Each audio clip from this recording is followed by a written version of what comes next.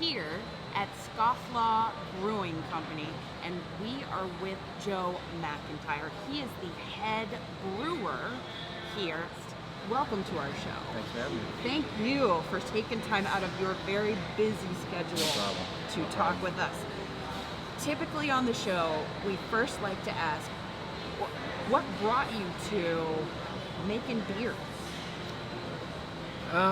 Personally, I was just been a fan of craft beer for a while, so I was drinking a lot of it, exploring all the different types that were out there.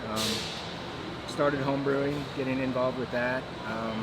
Some kind of gap in career kind of gave me the opportunity to try to get my foot in the door somewhere. So I used to work with Jekyll Brewing in Alpharetta, a little north of here, suburb of Atlanta. Got to start there, was brewing with them. Eventually met these guys, kind of saw that they were about to wanting to open up a brewery here. Got in touch with them, wanted to be with someone from the kind of the ground up, give a little bit more of my influence in the start of making the brand. So the rest was history. Just kind of got a position here, started out working with Travis, our brewmaster, and Matt, our other co-owner, doing pilot batches in Matt's mother-in-law's basement, and we are getting everything ready. This was already a plan and in the works, but we were just kind of getting it all started on a small system in the basement. Some of the best businesses have started in basements, For sure. in garages, yes, Yeah. and we cannot wait to try some of the fruits of your hard labor, but this kind of the focus of Scofflaw would be IPAs, is that right? Yeah, we're definitely a IPA heavy focused brewery. We are all, we like hops. We like to explore new hops and new techniques in using the hops and how we can present them in the beers. I know IPA is one of the most popular brands and types of beer out there right now. Sure. It can be somewhat divisive to people. Some people love them or hate them. I think goes back to that exploring new techniques. I think we make a lot that are approachable to those who don't necessarily like the bitterness of IPAs. We kind of approach them in a different way, and we get a lot more of the hop flavor from the into the beers rather than the bitterness. 10 years ago, everyone was trying to make the most bitter IPA they could. The whole industry as a whole has kind of moved a little bit away from that and exploring more of hop varieties and flavors, and so we like to play around with that. It's a major contribution to the flavor of our beers. We did not start out as IPA lovers. Sure. So you are opening a lot of doors for us here. We sampled some first at Southern Swells in Jacksonville, and we are excited to start off this flight with something called Sucker Punch. Sucker Punch. What can you tell us about Sucker Punch? Sucker Punch is it's an IPA. That's actually brewed with some lemon peel and some orange peel in the boil, and we also finish that on grapefruit puree. So it also ages a little bit on grapefruit puree. All those flavors kind of contribute to what we're getting from the hops as well. The kind of the grapefruity citrus notes, there's some citra in that. So it's a fruit forward, juicy IPA. So because you use citrus hops, then you use fruit, or you just... They're kind of complementary. So a lot of hops can give you some of those grapefruity, citrus, lemon, orange flavors. So it's kind of the hops we chose in that beer also complement those fruits. So we kind of put them in there as well. What are going to go well together. Right. Now, Sucker Punch. Did you come up with this name? No, Matt, one of our owners, he kind of does a lot of the naming of the beers, and so that was just one he came up with. It's like a punch, with the fruit in there, but also the whole Sucker Punch thing. So one of his ideas. What about the hard seltzers? Are they new to your lineup? Hard seltzer is brand new. Yeah. We just kind of launched that in the market. We're about to launch it into the local Atlanta market, but it's just been on draft right now. It's still finalizing all the tweaks to it, getting it ready, but we're pretty proud of it. I think it's going to do well. The peach one was the first one? Peach was the first. Yes. Peach was the first, but now you have a couple. We have a different POG version that's also a play on one of our most popular beers that we make, POG Basement, which is our passion fruit orange guava IPA. We also have a seltzer that has the same passion fruit orange and guava. So similar flavors. Yeah. Yeah, but different styles. Yeah. And we're gonna have a lime version and a black cherry version. Ooh, black cherry. That sounds amazing. Yep. When will that come out? Those are in tanks right now, so the first iterations of those will be coming out in the next couple weeks. Okay. But we plan to launch, I think, full lineup the first of the year. So those don't take too long, but there are other brews in your lineup that take quite a while. Sure. I mean, some of our barrel-aged beers, they'll have a typical fermentation length, and then we age those in barrels, bourbon barrels, wine barrels, different types of barrels, and those will take up to 24 months or more in the barrel, just doing their thing, kind of collecting all those flavors that you get from the aging, picking up some of the vanillins and the oak and the spirit that was in there first. But yeah, those can be anywhere from 6 months to 24 months to 36. It just kind of all depends. So y'all have, even though you're known for IPAs, you also have a Mexican lager. We do. Yes. We do. Tell us Mexican about lager this. is also fairly new to our lineup. It's our first lager that we've done. It's the first. Something a lot of the brewers we've been wanting to do. We're something a little bit more approachable, easy to drink. You can crush a few of them and not be too inebriated to continue. So we got. That's what you this have, is the Mexican right? lager here. Yes. So, is that yours? Yes, it is. Cheers. Ooh, cheers. Yes. Woo.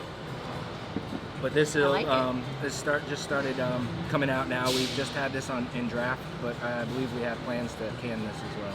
So it's a lower ABV. It's 4.2, I think I read on your. 4.2 to 4.5. I don't remember exactly which, but yeah. So it's a easy, great one. light drinking, crystal clear lager. Not a whole lot going on with it. There's no hops to hide behind. It's just kind of easy, light, crisp drinker. For us from Florida, it'd be great for when you're out there running in the heat or mowing the lawn, something like that. Beers, yeah, like that. I like that. Drinking beers. Yeah. Yeah. Now, we are from Florida. We're fond of beaches. Okay.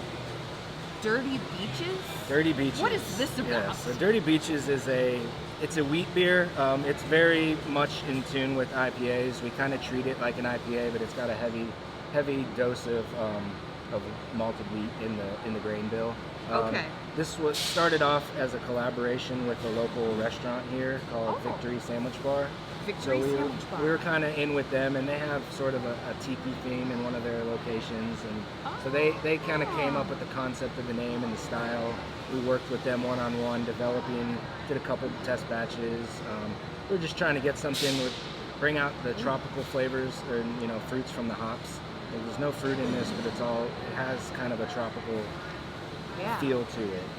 So that one started off as a collab, but it's become one of our main core beers that we produce a lot of.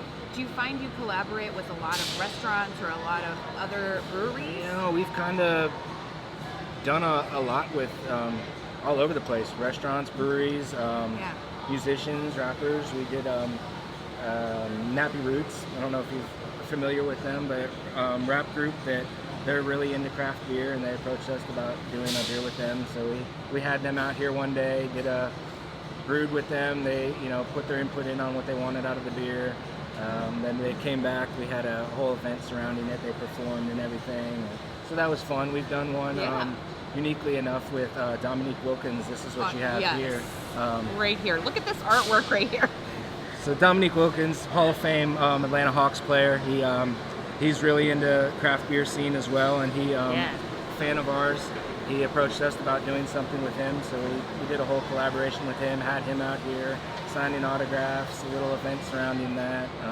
This is just another IPA. It's got some pineapple infused with it, so it's another fruity, easy drinking pineapple. But it's called the Human Highlight Film? Highlight Film. So that's that is his nickname that he was given through his playing years. Yeah. Well, I mean, how much of this is his influence? You know, in this one, it was more of him just kind of giving us some ideas of what he liked out of our beers, and what he wanted something with some fruit in it. So we did some other iterations. There was a strawberry kind of a version that we did early on, but I think we settled on the pineapple version. This is pineapple, and it's going to be pineapple long term. It's a pineapple, a tropical IPA. Yeah, it's I guess, marketing fun stuff. We're calling it an imperial pale ale. I'm not really sure what that really is, but it's a higher ABV pale ale. It's not quite an IPA, but it's in the same thing. It's a hoppier pale ale. Associated with your talent as a team at the brewery, but also his talent in basketball.